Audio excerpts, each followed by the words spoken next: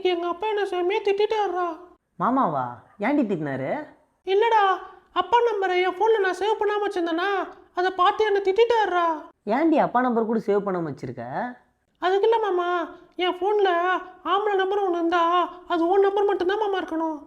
பெண்ணே நீயும் பெண்ணாகிய ஓவியம்.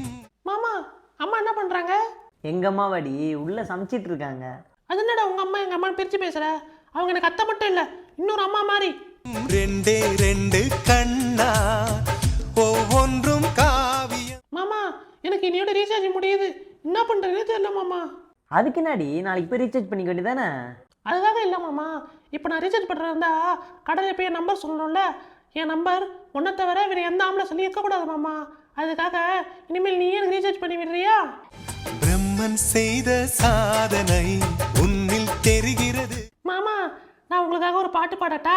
பாட்ரி பொண்டாட்டி, இந்த ஒரு நாளுக்காக தான் எத்தனை நாள் வெயிட் பண்ணேன். பாடுறேன். ஊரில் உள்ள ஆம்பளைங்களெல்லாம் நான் ப்ரோ ப்ரோ சொல்லி கூப்பிட்டேன், உன்னை உன்னை மட்டும்தானே இப்போ மாமான்னு நான் கூப்பிடுறேன். ஐயோ, என் பொண்டாட்டி எவ்வளோ அழகாக பாடுறா. டேய், கொஞ்சமாவது மனசாட்சி இருக்காடா? என்னடா வயசு இது, கன்றாவியா இருக்குடா.